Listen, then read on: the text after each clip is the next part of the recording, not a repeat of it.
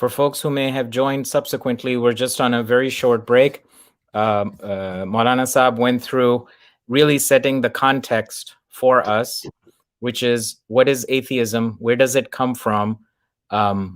Why and how did it seem to flourish in certain areas, in certain time periods?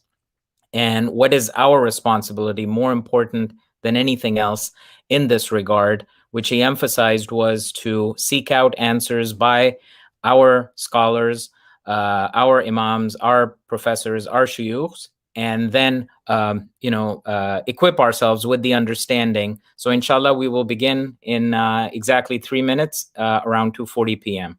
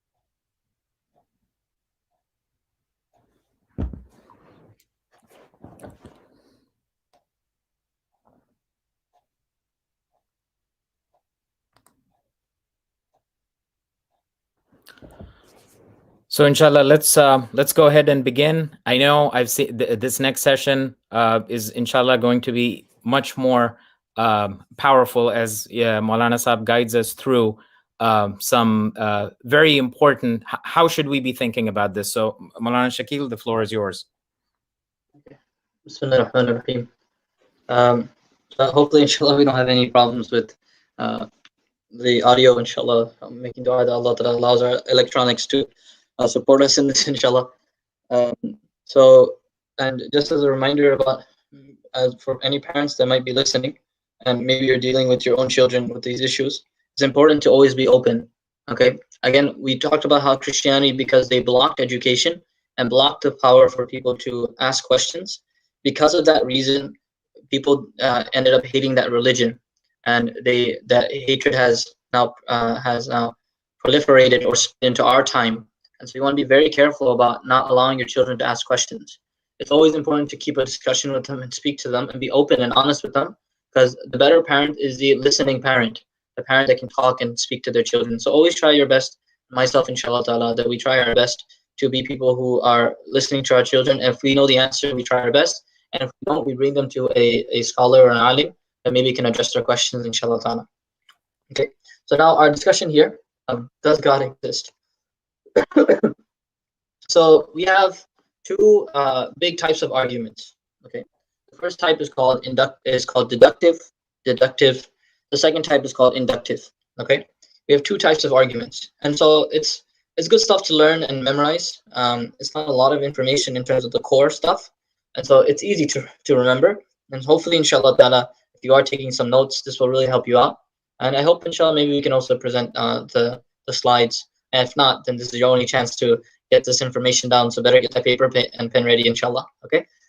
So we're gonna go through deductive first, and then we'll touch on inductive reasoning. Okay.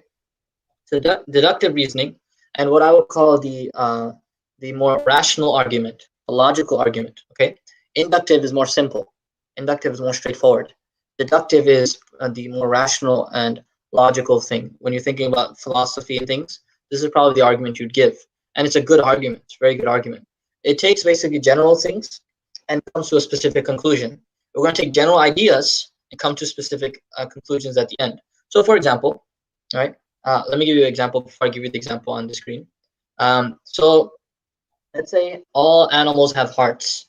All animals have hearts. That's premise, first idea. All animals have hearts. A camel is an animal. That's point number 2. A camel is an animal. So therefore, if I take A and B together, all animals have hearts. A camel is an animal. Therefore, a camel has a heart, right? So what I did was I took general principle A, that animals have hearts. Second principle 2, that a camel is also an animal too. And so now I put A and B together. I come up with a specific conclusion. Camels also have hearts too. Okay. So now the same thing is found in the Quran. وَمَا مُحَمَّدٌ إِلَّا رَسُولٌ. Allah subhanahu wa ta'ala says about how all messengers are mortal, right? Muhammad is a messenger, right? So therefore Muhammad is mortal, right? So you take A and B, you put it together, you make a beautiful conclusion. And the beauty of this type of argument is that it's 100% true. As long as the premises are true, as long as you can prove that A and B are correct, then C will always be correct. So if we can just make sure, and what we're going to do is we're going to apply this to an argument for the existence of God. Okay, so this is called the Kalam cosmological argument, very famously proliferated by William Lane Craig. Wrote a book about it. He credited Ghazali, rahimahullah ta'ala, but in reality, Ghazali is just one of many scholars who had worked on this argument, and he had really provided strong evidences for it. But it's a Muslim argument. That's why it's called Kalam. Kalam meaning the dialectic, or the arguments for theology, right? Arguments of belief.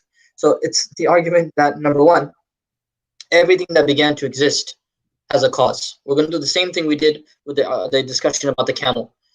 Everything that began to exist has a cause. That's point A. Point B, the universe began to exist.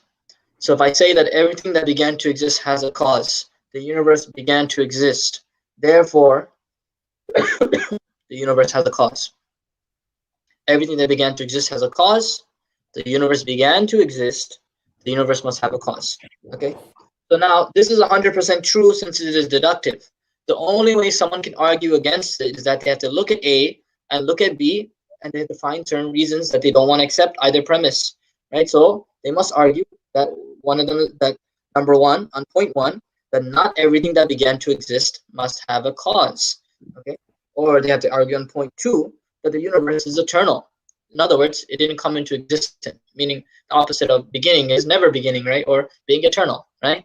So again, on point 1, they have to say, no, I accept that things can exist without having a cause. It might sound more famously like things can come out of nothing, right? And point 2 is the idea that the universe will be eternal, okay? So we're going to address each of these objections. So they say that nothing produced the universe, okay? Or the universe came into existence out of nothing, okay? I ask everyone here, what is nothing? What is nothing, right? What qualities does nothing have?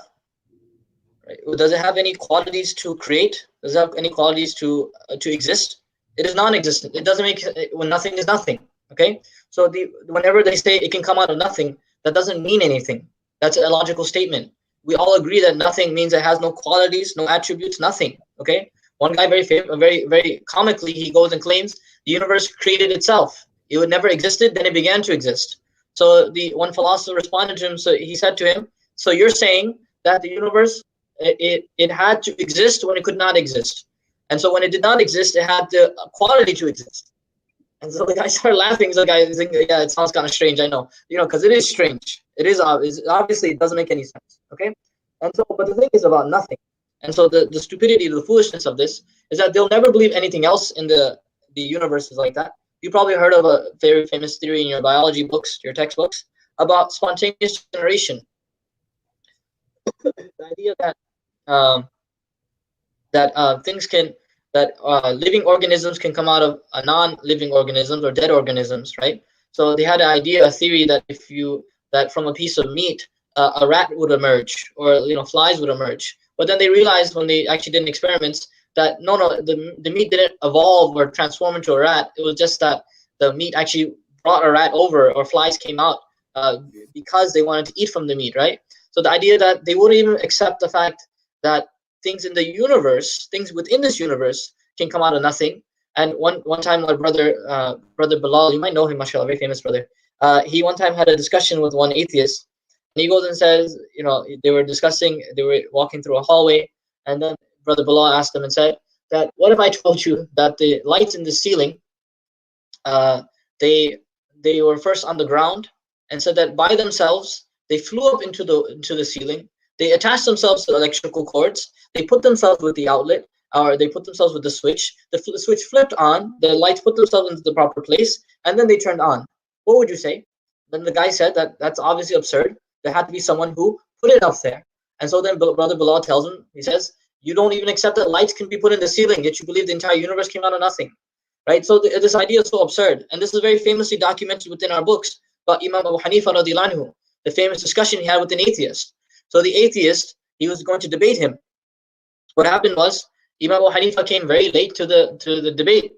This atheist was so angry and upset. He says, you Muslims talk about akhlaq and adab and etiquettes, and look at you coming so late for the debate. How shameful is this? Imam Hanifa said, I'm sorry, I was late because I was waiting for a boat. I was on the other side of a river. On the other side of the river, what happened was, I was waiting for the boat, and I was waiting for the boat, and it wasn't coming.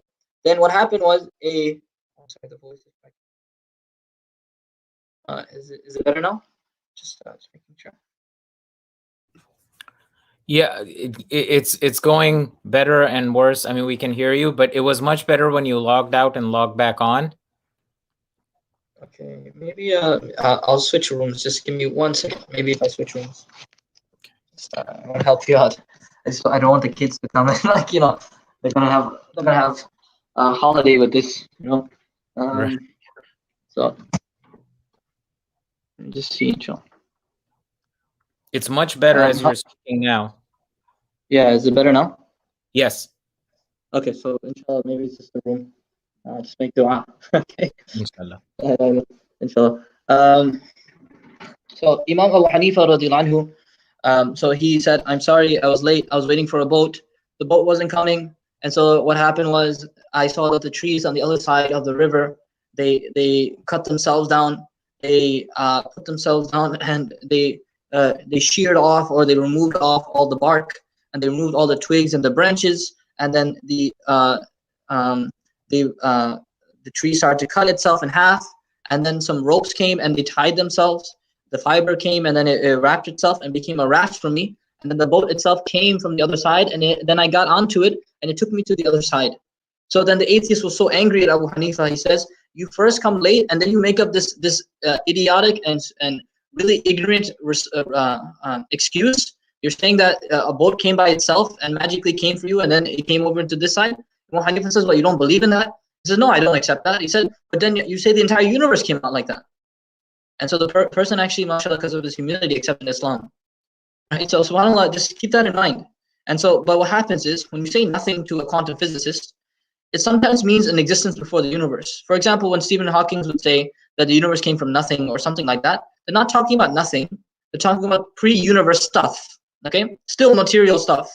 And so it is not nothing. The quantum vacuum is not nothing. It is a highly structured and active entity.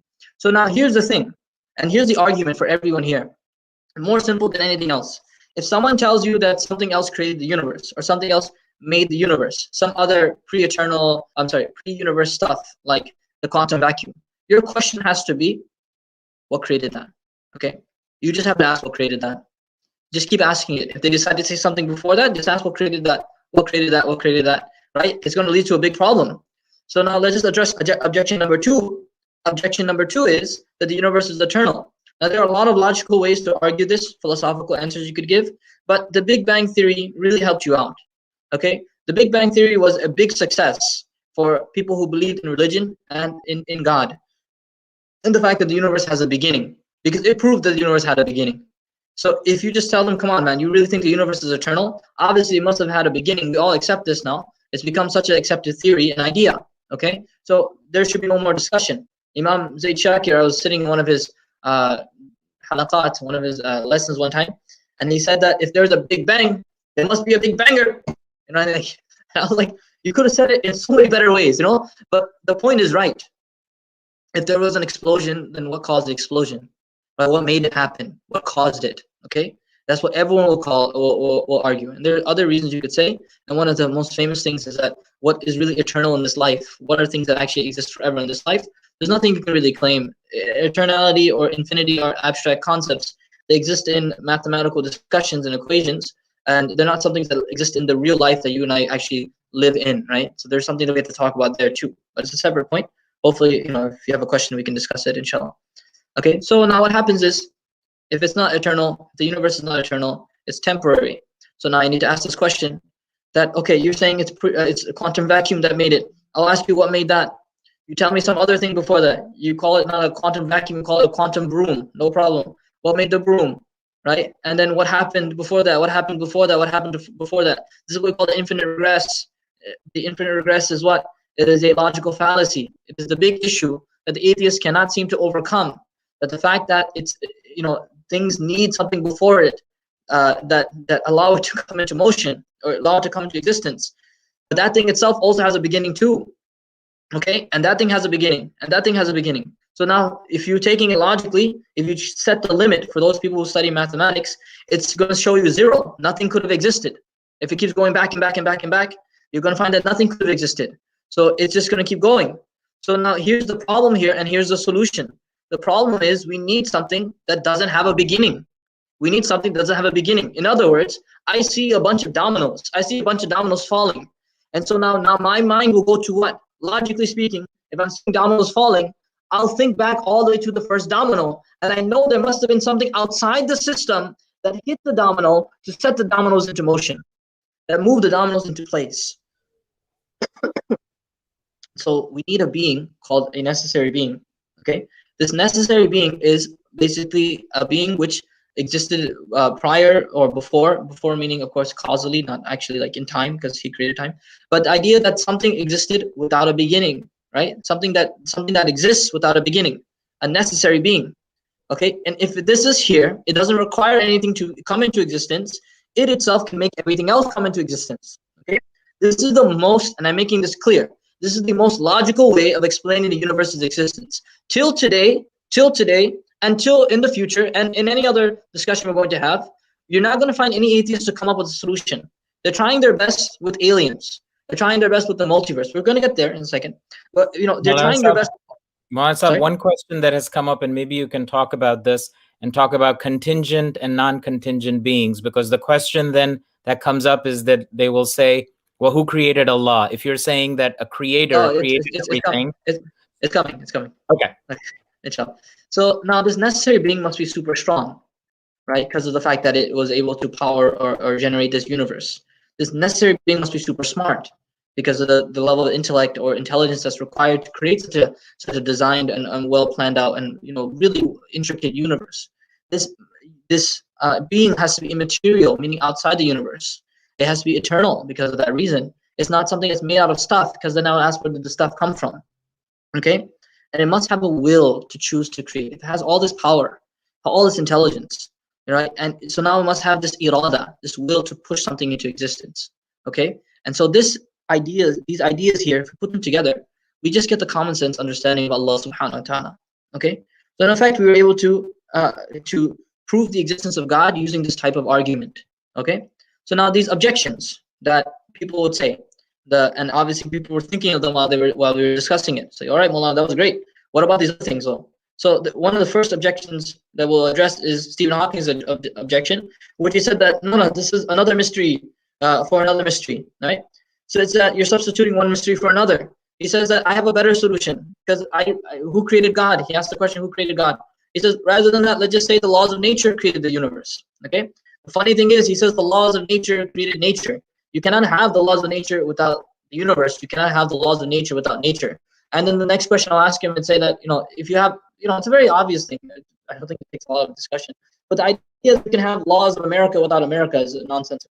And the idea that now nature exists, how did it come to existence? What created that?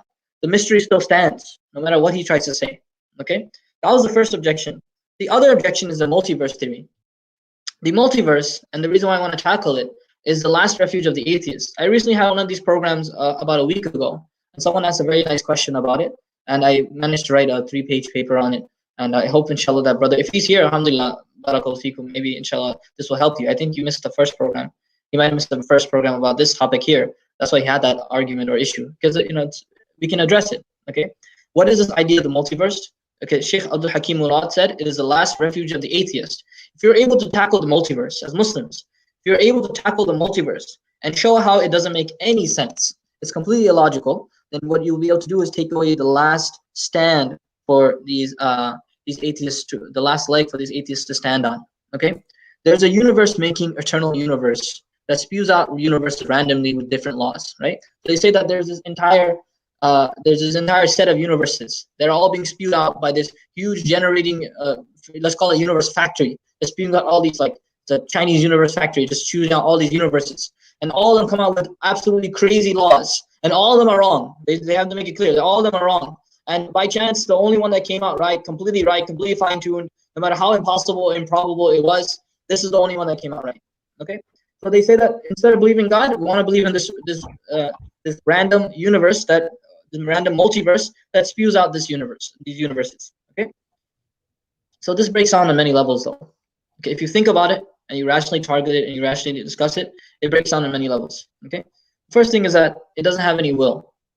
Yet we have, if you ask them, does it have a will to create? Say, no, it doesn't have a will to create. Why did I stress that point about having a will to create before? It's because this is precisely what the atheists do not want. They do not want a God that has a will, that has purpose, that has an idea behind what he's doing, or has a wisdom in what he's doing. Because that would mean maybe it wants it, it maybe wants to communicate with us, or maybe it wants to discuss with us, or maybe it wants to tell us things. So they don't want that.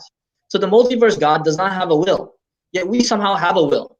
So therefore, we are actually superior than our creator or maker, which is this multiverse that they're claiming it is. This is the first issue. Second issue is that we make rational choices. We actually have aql, we have a brain, we have a mind, but this universe has no rational choices. So we have to ask the question, it's an honest question, how can we be greater than the thing that actually brought us into existence? And so that's the second issue we have here.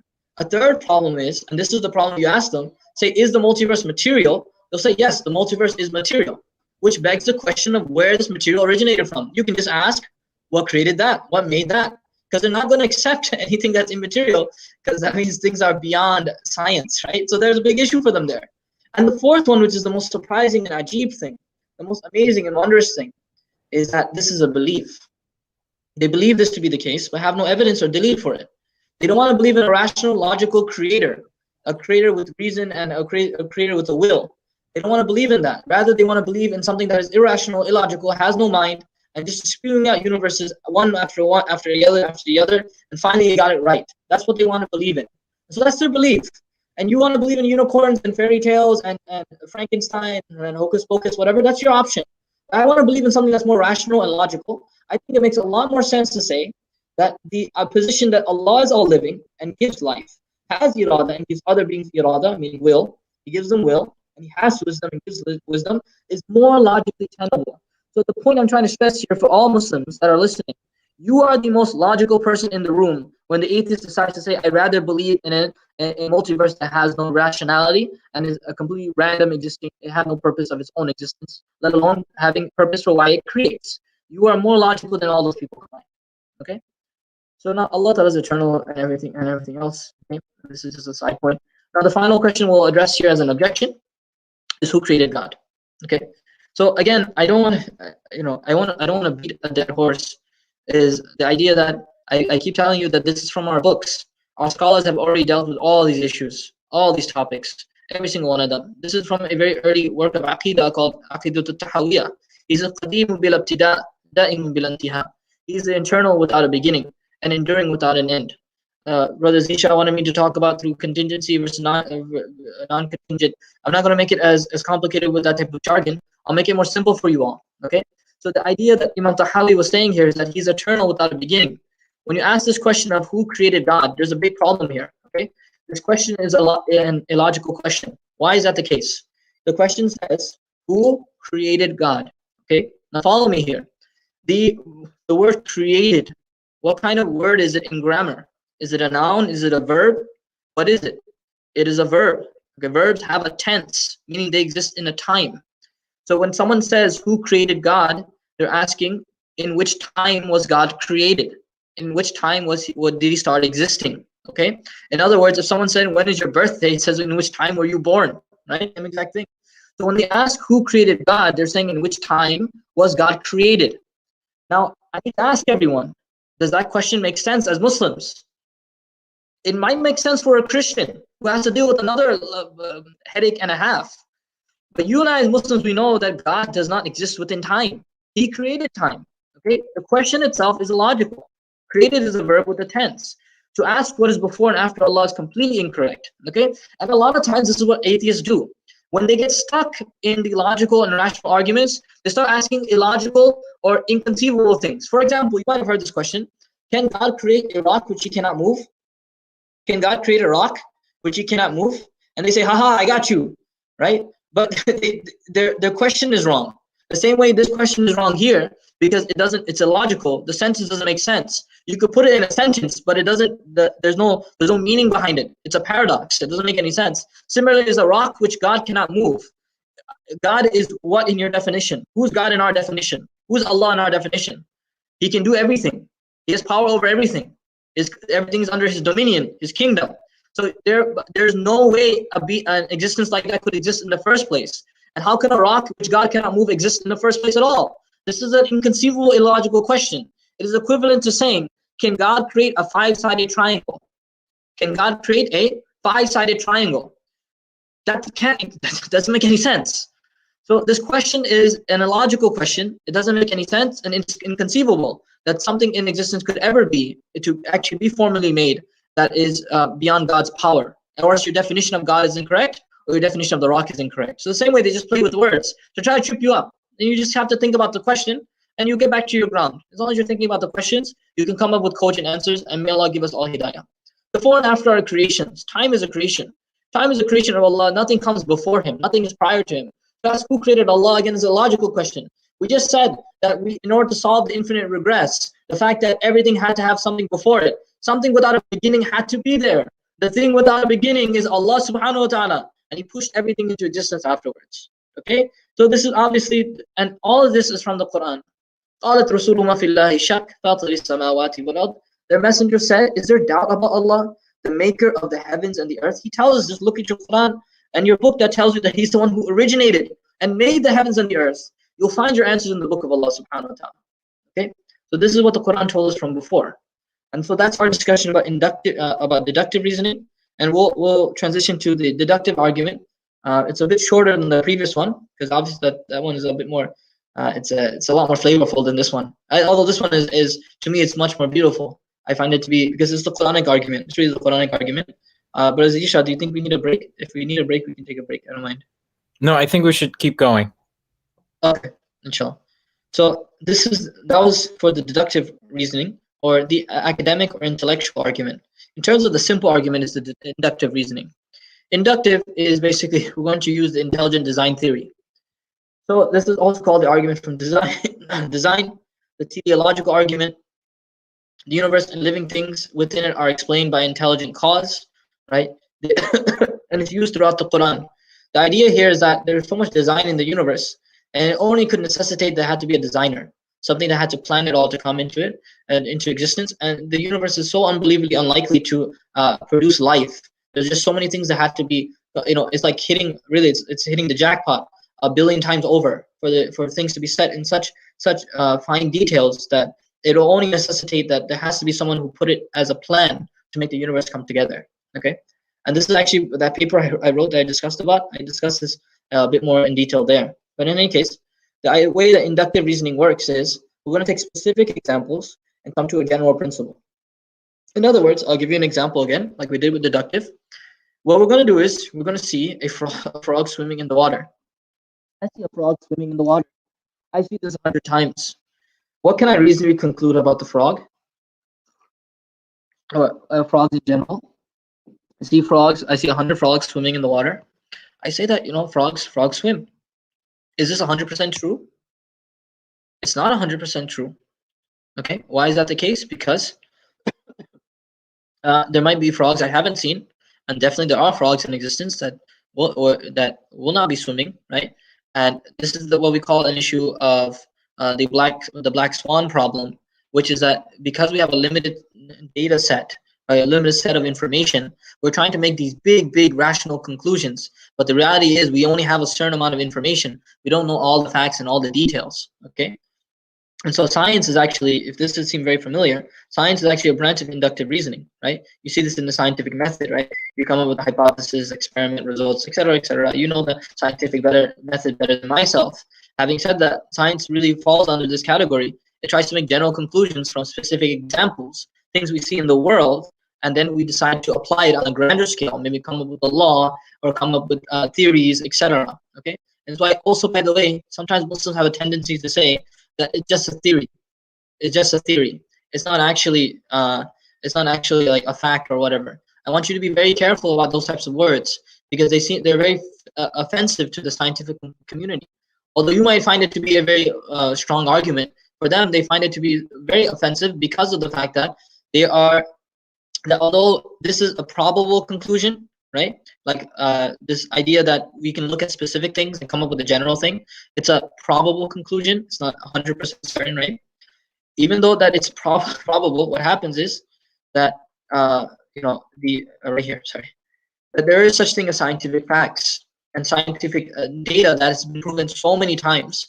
And I'm talking about within the lab, outside the lab, hundreds of thousands of times over, and they've seen it so many times. And so this produces a repeatable, careful observation or measurement, also called empirical evidence. And they become scientific facts that are central to building scientific theories. Okay? These strong hypotheses are developed, and then they lead to a theory. So when you tell a scientist it's just a theory, it's like you're contradicting or criticizing all this evidence.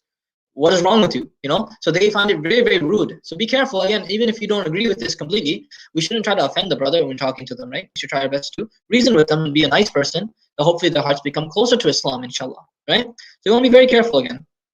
So why am I mentioning all this stuff? Right? You're like, right. So what happens is sometimes the theory or the hypothesis that we're making is probably the most likely or the most simple explanation for everything else. The hypothesis that I came up with, it makes the most sense. It makes the most sense. And so every other possibility just falls apart. It doesn't make any sense. It's not as logical. It doesn't really fit any academic weight. And so this is called abductive reasoning. Inference to the best explanation. In other words, my explanation I'm giving you is the best explanation you're going to find on the topic. And where do we find this? Okay, it is like in this example here. You see a bird fall to the ground, an apple fall from the tree. Walking down a hill is faster than walking up. What is causing all of these? You see a bird fall to the ground. You see an apple fall, and now you're telling yourself, I'm seeing these realities in front of me, and I'm telling myself that gravity is causing all of these things. Gravity is causing all of these things, right? So Newton said it best. He said, it is incomprehensible that inanimate and insensitive matter can exert a force of attraction on one another without any visible contact, without any medium in between them. By the way, Newton was a believer. He believed in a God. Okay, he's a very strong Christian. Having said that, yeah. So the idea that he understood that there has to be something that's connecting these two things and pulling something down to the ground. So now here's the thing, though. This is the ajib thing about scientists. Can you see gravity? No one can see gravity. Like you're like, wait, hold on, wait, slow down. Like I can't. You can't see, taste, touch, smell, or whatever. Right? There's no empirical data in that sense, right? There's no physical, direct data to it.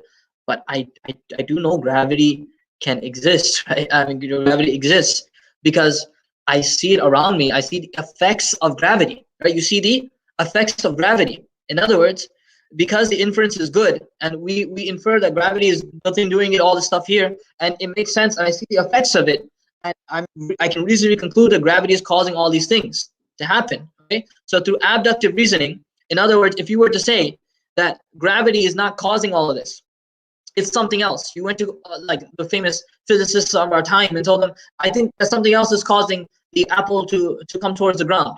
You say it's like gremlins or some goblins that are pulling it down or something crazy like that. They'll say you're absolutely absurd. It's absolutely is gravity. There's no better explanation other than gravity. This is the best explanation we have. The best explanation we have. That's great. You don't see gravity, you see the effects of gravity. We're going to do this to the creation of the universe and the design of the universe. We're going to see the effects of intelligent design in the universe. Our job is, and your job is, that you're going to show people that you see the effect of design. You see the probability, the chance. You see everything around you. The same way you concluded gravity was pulling things down to the ground, you should also conclude that you should be a designer, someone or some being that has made this universe come together. Okay? And so you find many examples of intelligent design, and you, mashallah, this is where everyone's professions come into play.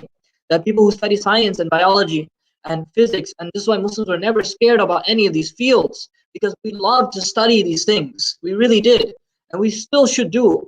We still should love these things. Because why? Because they connect us to Allah subhanahu wa ta'ala. We see the world around us and we become amazed by it. And so I'm giving you some examples here about how amazing this world is that we live in, specifically our bodies. Our bodies have approximately 30 trillion cells. Now each of these cells has a city built inside. Each city has libraries storing information. This is called DNA. And DNA has been compared to 3.2 billion letters in over 1,000 thick volumes with fine print. This is the type of libraries that are inside each one of these cities, these cells. Each city has a powerhouse, which is the mitochondria, which is a dead has died long, is a joke which has died a long time ago. The city hall, which is the nucleus. Transport systems, which is the ER. Storage, which is vacuoles. Factories, which are ribosomes. I ask every person who's listening right now in attendance. We all know that in order to make a city, you need thousands upon thousands of humans to design a city. Yet we have 30 trillion of these cells that are cities on our bodies. And there are over 7 billion human beings like this. And even more that have passed away. It's amazing the level of design. It's amazing. Okay? So now the closest thing, the closest argument that they will bring is that they'll say that it's by chance. It's by chance that the universe came into existence. Okay, so we wanna actually mathematically calculate it, and we want to try our best to explain this, inshallah ta'ala. I'll just summarize it again, just for sake of time and brevity. Okay, so 1 over 10 to the 50th power is considered zero probability of occurring in real life. 1 over 10 to the 50th, which is 1 over 10 followed by like 50 zeros, basically, right? Is like the probability of occurring in real life. I think that's just about it. I can't remember if I counted it or not. I don't think I had the time to count it anyways. But having said that, probably should have been more, I think. Yeah. So it's the probability of occurring in real life. Okay. So now there are a lot of different equations. The strong force and the weak nuclear force, which have to be balanced within an atom. So that meaning the strong force which is inside the nucleus and the weak nuclear force which is outside the nucleus, they had to have a certain balance. That balance is 1 over 10 to the 60th power, which is an unbelievably small amount. Okay. There's just certain things you want to think about. The probability of these things actually coming together by chance. Okay, gravity, the force of gravity had to be tuned to 1 part over 10 to the 40th power, which is followed by 1 over 40 zeros. 1 over 10 followed by 40 zeros. Right? This is a very, again, these are just certain ideas and certain things I encourage you all to look up and research. Martin Rees wrote a book called Just 6 Numbers. In there, he shows you about how the universe is just completely fine-tuned upon 6 numbers, that they're so accurate and so specific that even if they were shifted by even decimals, that the entire universe would not be able to sustain life. Okay, so I encourage people to look at these things, and there's a whole bunch of stuff. You know, I don't have enough time to go through it, right? And Roger Penrose was a very famous mathematician. He calculated the necessary thermodynamic order and to be compatible with life, right? And his calculation was so precise. He said it had to be 1 over 10 to the 123rd power. There's a lot of specific things that had to come together for this stuff to exist. Okay, the world is extremely fine-tuned. This is not my words. These are the words of famous physicists. Stephen Hawking says in the bold here, the remarkable fact is that the values of these numbers seem to have been very finely adjusted to make possible development of life. Albert Einstein said the same thing. You know, he said his religious feeling takes the form of a rapturous amazement at the harmony of natural law, which reveals an intelligence of such superiority that compared with it all systematic thinking and acting of human beings is an utterly insignificant reflection. Very beautiful words describing how amazing this universe is and how much design is found within it. Okay, this is what the Quran does. It tells you to look around and explore and tell yourself with reason in your mind, do you really think this entire thing came out of chance? It appeals to our really just a fitri thing, your intrinsic argument in your heart, telling yourself, do you really think it just came out of chance? Look at the mountains, look at the water, look at the sky, look at the stars, look at the sun and the moon. All these things around us are screaming to us that there is someone who put everything in order, made everything into a system here. Okay, and we're just going to give you one specific example here, a little detailed example. Just how did life originate on planet Earth? Okay, how did life originate on planet Earth? Again, you have two options. The idea is that chance made it happen, but it happened by chance, or a supernatural being, something beyond this universe, had caused it to come into existence. Okay, so the goal should be demonstrated that the design is too detailed to claim chance. Just way too sophisticated for any of that. Okay. So again, we have again 1 over. So I just want to explain how chance works. Okay, I want to be as simple as I can. In any case, we have 10 balls in a bag, and each one of the balls has a number from 1 to 10. So there's ball number 1, ball number 2, ball number 3, ball number 4. Okay, I have 10 balls in the bag, and I put my hand in the bag. When I put my hand in the bag, I want to pull out ball number 1. What is the probability of me pulling out ball number 1 from the set of 10 balls? It will be 1 over 10, right? And now put the ball back inside the bag. Okay, that's fine. So now I want to pull out ball number 1, and I want to put ball number 1 back in the bag. Now I want to pull out ball number 2. What are the chances that I'll pull out ball number 1 first, put it back inside, so the 10 balls again, right? And then I want to pull out ball number 2. Okay, for me to pull out ball number 1 is 1 over 10. For me to pull out ball number 2 right after that is 1 over 100. Okay, because both of them have 1 over 10 probability. You just multiply them together, get 1 over 100. The chance of me pulling out 1, then 2, that's 1 over 100. Okay, hope you're all following, hopefully, inshallah. The third, so now I want to do the same thing with ball number 3. So I'm going to pull out 1, then 2, then 3. And each time, again, placing the ball back in the bag. So pull out ball 1, it's 1 over 10. Ball number 2, 1 over 100. Then I want to pull out ball number 3, 1 over 1,000. And you can see that the number gets smaller and smaller to the point if I try to pull out 10 numbers in order from 1 to 10, I have like a 1 over 10 to the 10th power, unbelievably small amount of chance for this to happen. Okay. The funny thing is you're telling yourself that's never going to happen. It's absolutely absurd. It's not going to happen. The funny thing is that the atheist will make you more believe that the universe came out like that by chance. Kind of funny to me, right? So the thing is that if one doesn't work here, we have to accept the other one. So we'll just check. Right? We were talking about the idea of chance, how it works. We'll just check. We're going to check how to make a cell which is made out of lots of proteins. Okay, we're going to make one protein here. We're going to make one protein. It's going to be made up of amino acids, like all proteins are. There are about 20 amino acids, right? And so in order to take the right amino acid, right, there are certain steps you got to follow to make a protein. Don't worry, we're going to get there. But in order to make a protein, we have 20 amino acids to choose from. So I'm going to make one. So the first thing I want to do is I want to figure out how many amino acids I need to put them in line, put them in order, kind of like the balls in the bag, right? They have to be in a specific order. They have to be in a specific order. If they're not in a specific order, they have the risk of becoming unusable or not sustainable for life. Okay, so the right sequence. So I have to pull out the right amino acid. So to choose the right one is 1 over 20. To choose this 500 times is 1 over 20 to the 500th power. Okay, same thing with I pull out balls number 1 to 10. Now I'm going to do 1 to 500 by chance. By chance for this to happen by itself, 1 over 10 to the 650th power.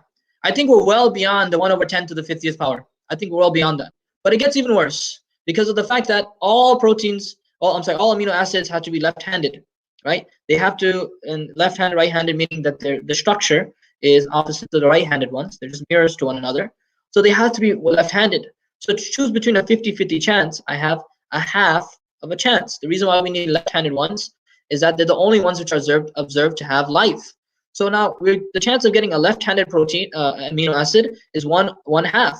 I multiply this again by 500 because I have to do this 500 times for every single amino acid is 1 over 2 to the 500th, which summarizes to 1 over 10 to the 150th power. Unbelievably small. And there's one more thing we need to do. We have to make sure the bonds have to be peptide bonds versus ionic bonds.